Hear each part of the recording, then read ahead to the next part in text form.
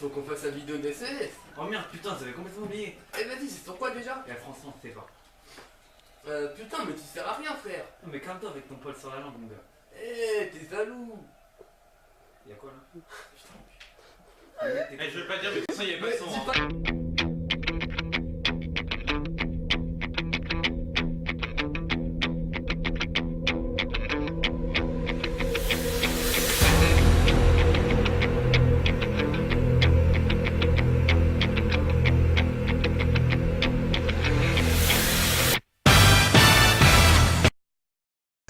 Dès le XVIIe siècle, des États prennent des mesures pour servir leur expansion économique. Ils ferment leur territoire national ou instaurent des droits de douane élevés, accordent des dérogations à des compagnies marchandes, créent des manufactures royales, organisent les débuts du colonialisme.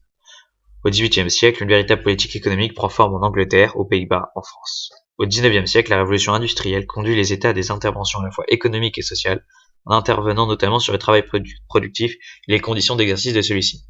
Une politique économique structurelle pour créer des infrastructures, pour aménager le territoire, pour favoriser le progrès technique est mise en œuvre, pour accompagner l'expansion industrielle et marchande. Fonctions de régulation de la puissance publique. Ces fonctions de régulation proviennent explicitement des défaillances du marché. Elles s'opposent directement au principe du laisser-faire défendu par les libéraux. Cette régulation correspond à 3 fonctions économiques de l'État. L'allocation des ressources, distribuer les biens et services indivisibles dont la propriété est collective et pour lesquels aucun prix ne peut être déterminé. La redistribution des revenus, certaines dépenses budgétaires, permettent d'accorder des revenus supplémentaires aux ménages les plus démunis par des dépenses sociales ou des réductions d'impôts. Stabilisation de la conjoncture, utiliser le budget pour régler l'activité économique avec des objectifs de croissance suffisante pour créer des emplois, une inflation maîtrisée et l'équilibre des échanges externes. Les principaux niveaux d'intervention. Pour agir, les pouvoirs publics peuvent utiliser l'incitation ou la contrainte. Ces interventions peuvent se faire au niveau local, commune, département, au niveau national et au niveau européen. L'incitation peut se faire à partir d'une politique de prévention, campagne d'information accompagnée de recommandations pour la santé, la sécurité et le bien-être des citoyens. Par exemple, les campagnes contre le tabagisme, pour la sécurité routière ou pour le dépistage des maladies graves. Elle peut aussi s'effectuer par des contraintes. La contrainte peut se faire à partir de lois qui imposent des règles à suivre et définissent des sanctions négatives plus ou moins dissuasives selon l'objectif recherché. La contrainte peut être radicale, indirection totale, ou bien modulable selon les usages, possibilité de réaliser les opérations économiques sous certaines conditions, ou selon des seuils, instauration de quotas. Elle peut s'établir à partir de la fiscalité. Des taxes élevées peuvent limiter l'usage de produits considérés comme néfastes à leurs consommateurs. Des droits de douane élevés peuvent limiter les importations de certains produits. Incitations et contraintes peuvent être associées dans une intervention publique. La sécurité routière est un bon exemple de cette association, avec d'un côté des incitations via des opérations de prévention, et de l'autre des sanctions dissuasives pour un large champ d'infractions. Incitations et contraintes peuvent être élaborées à partir de mesures budgétaires ou bien réglementaires. Comment le budget de l'État permet-il d'agir sur l'économie? Le budget d'un État est le reflet de la politique qu'il a choisie. C'est l'acte le plus important d'un gouvernement. C'est le vote du budget qui reflète la majorité parlementaire qui soutient ou non le gouvernement. Un budget est voté pour un an ou exercice. C'est en fait un ensemble de prévisions, de recettes et de dépenses. Il n'est pas possible de connaître exactement à l'avance les recettes qui dépendent de l'activité économique, des richesses produites et les dépenses qui peuvent varier sensiblement à cause des circonstances exceptionnelles ou simplement imprévisibles, qui modifient les prévisions initiales. Le budget définitif d'une année est déterminé une fois toutes les opérations réalisées. Ainsi, un budget peut être voté en équilibre, mais finalement être déficitaire. Un budget peut aussi être voté en déficit, et celui-ci peut être au final plus important ou moins important que prévu. Pour corriger des prévisions qui se révéleraient trop éloignées de la réalité de la situation, il est possible de voter une loi de finances rectificative ou collective budgétaire au cours d'un exercice. La structure du budget de l'État et des administrations publiques. Un budget, c'est un ensemble de recettes, un ensemble de dépenses, et un solde qui est en principe nul, budget en équilibre. Mais pour un État, ce solde est généralement négatif, déficit budgétaire, et très rarement positif, excédent budgétaire. Le budget des administrations publiques comprend celui de l'administration centrale, c'est-à-dire l'État, l'administration territoriale, les régions, les départements et les communes, et enfin l'administration hospitalière. Les recettes, elles sont pour l'essentiel fondées sur des contributions obligatoires, impôts, taxes et cotisations sociales. En France, les impôts sont de 3 types. Ils sont par tête ou capitation, par exemple avec la TVA, pour une même consommation, tous les consommateurs, quelle que soit par ailleurs leur richesse, payent la même taxe. Ils peuvent être proportionnels aux revenus ou bien aux dépenses. Par exemple, la contribution sociale généralisée, CSG, a un taux fixe de 8,2% et le montant de l'impôt augmente en même temps que le revenu.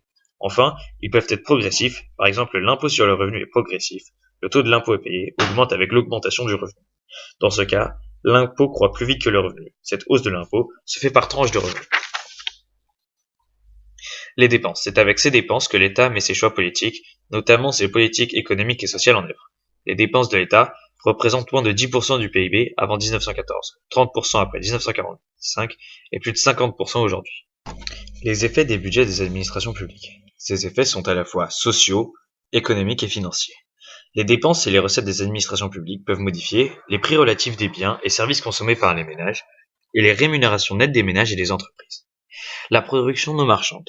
Par leurs dépenses, l'État et les administrations publiques participent à la production de richesses non marchandes. La production non marchande n'a pas pour origine que les administrations publiques. Mais pour l'essentiel, cette production non marchande provient de celle-ci. Et en 2010, sa valeur était de 393 milliards d'euros, soit 22,6% du PIB. Cette production est également source de création d'emplois, des fonctionnaires et des salariés avec un autre statut, les contractuels. Les investissements des administrations publiques complètent ces activités créatrices de richesses. Pour ces investissements, ou formations brutes de capital fixe, FBCF, ce sont les collectivités territoriales qui sont les plus actives. Les effets économiques des dépenses budgétaires sur l'emploi et la production sont donc importants, notamment pour la croissance économique, la redistribution des revenus. Cette redistribution se fait par le biais des impôts sur le revenu et les prestations sociales. La part des prestations sociales dans le revenu des ménages mesure une partie importante de cette redistribution. Cette part s'est accrue fortement entre 1950 et 1990. Elle est passée de 15% à 30%. Depuis 1990, elle reste à ce niveau, avec quelques variations mineures. Ces prestations permettent la réduction des inégalités. Elles permettent également, pour un grand nombre d'individus, de faire face aux difficultés qu'ils rencontrent. L'incidence fiscale. Pour savoir si la redistribution des revenus est efficace, il faut déterminer qui paye effectivement l'impôt et qui bénéficie réellement du revenu transfert. La notion d'incidence fiscale permet d'analyser et de répondre à cette interrogation. Elle repose sur le principe qu'un impôt est toujours payé par une personne physique. Quels sont les grands déséquilibres macroéconomiques ? Au niveau macroéconomique, une économie nationale n'est jamais dans une situation d'équilibre stable durable. Des mouvements de court ou de moyen terme, plus ou moins réguliers, se manifestent sur les prix, la production, l'investissement, l'épargne, la consommation, les revenus, le pouvoir d'achat. Trois principaux déséquilibres sont importants par les effets néfastes qu'ils peuvent induire: l'inflation, le chômage et le déficit commercial. Ces trois déséquilibres sont fondés sur la dynamique de la demande globale. Les principaux déséquilibres et leurs mesures. Les déséquilibres peuvent être mesurés par des indicateurs statistiques qui offrent des données régulières, généralement mensuelles. Ces données statistiques sont des constructions établies à partir de données observées. L'inflation. Les déséquilibres par les prix se nomment inflation et déflation. L'inflation, c'est une hausse généralisée, cumulative et auto-entretenue des prix qui s'accompagne d'une dévalorisation de la monnaie. L'inflation est considérée comme maîtrisée si la hausse des prix, mesurée par un indice des prix à la consommation, reste comprise entre 0 et 2% par an. Un pays peut connaître une forte inflation. Elle est dans ce cas à deux chiffres, donc supérieure à 10% par an. Entre 2% et 10%, l'inflation est dite déclarée. La déflation correspond à une baisse durable et relativement forte des prix. Elle s'accompagne généralement d'une baisse de la production, d'une forte baisse des investissements et d'une forte hausse des faillites d'entreprises et d'un fort accroissement du nombre de chômeurs. La crise de 1929 était une crise déflationniste. Le chômage. Le chômage n'est vraiment reconnu que lors du recensement de 1896. Depuis la création de la NPE en 1967, il est mesuré régulièrement par des données administratives. L'INSEE réalise des enquêtes emploi depuis 1950. Ces enquêtes mesurent le chômage au sens du Bureau international du travail, BIT. Elles fournissent également des informations sur les professions, l'activité des femmes ou des jeunes, la durée du travail, les emplois précaires.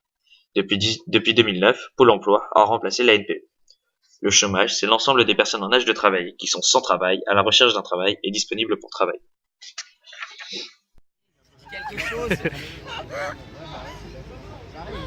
Oui. C'est parfait, je vous rejoins. Bah, Madame Cher, soyez gentille. Parce que là, on n'a pas trop d'inspiration. Voilà. La moyenne, s'il vous plaît, la moyenne. Ça sera tout.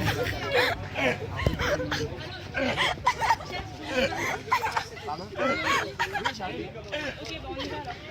Pas 8 sur 20, les pauvres. Pierre, t'as un mot pour Madame Cher, s'il te plaît? C'est pour notre note. Eh ben écoutez Madame Cher, mettez une très très bonne note, je vous en supplie. Voilà, je connais votre ouverture d'esprit, finalement, votre gentillesse, votre bienséance même, je veux dire. Et voilà, soyez reconnaissants finalement. Les Japonais veulent passer avec vous et finalement de cette ardeur à laquelle nous sommes mis au travail. Bah alors mettez-leur une bonne note et faites pas.